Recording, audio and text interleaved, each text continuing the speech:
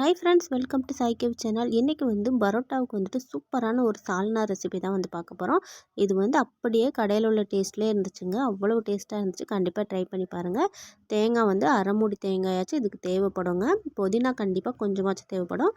அப்புறம் பெரிய சைஸ் வெங்காயம், 2 வெங்காயம், கேரட் நான் எடுத்து வச்சுருக்கேன். கேரட் ஆப்ஷன் தான், நீங்கள் சேர்க்கணுன்னா சேர்த்துக்கலாம்.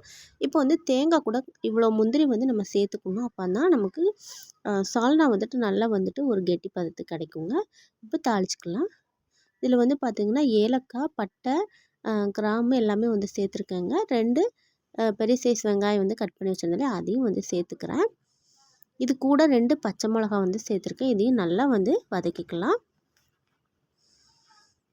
அப்புறம் இஞ்சி பூண்டு பேஸ்ட்டு சேர்த்துக்கலாம். நீங்கள் தட்டி வேணாலும் சேர்த்துக்கலாம், பேஸ்ட்டாக கூட சேர்த்துக்கலாம். நல்லா வதங்கட்டும். இப்போ தக்காளி நான் சேர்த்துருக்கேன். 2 தக்காளி சேர்த்துக்கலாங்க. இப்போ இதுவும் நல்லா வதங்கிடுச்சு. இப்போ அது கூட கேரட்டு, பீன்ஸு, அப்புறம் புதினா, இதையும் அந்த தக்காளி கூடவே நம்ம வதக்கி எடுத்துக்கலாங்க. பாருங்கள், எல்லாமே நல்லா வதங்கி வந்துருச்சு. இதில் காய்கறி சேர்க்கறது நம்மளோட விருப்பம் தான். குழந்தைங்க சாப்பிட்றதுனால கொஞ்சம் காய்கறியோட நம்ம இந்த சால்னா வைக்க போகிறோங்க.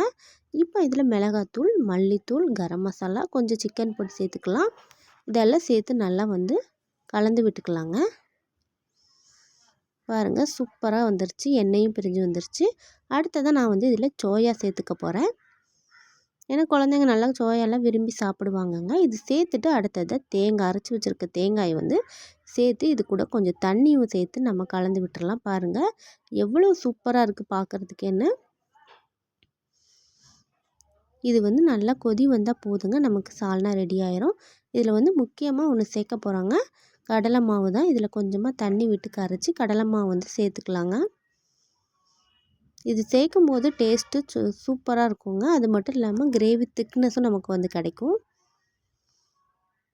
அவ்வளோதாங்க, குழம்பு ரெடி ஆயிடுச்சு. இப்போ பரோட்டா போட்டுக்கலாம். இது ரெடிமேட் பரோட்டாங்க. பார்த்திங்கன்னா 11 பீஸ் இருந்துச்சு. வீடியோ பிடிச்சிருந்தா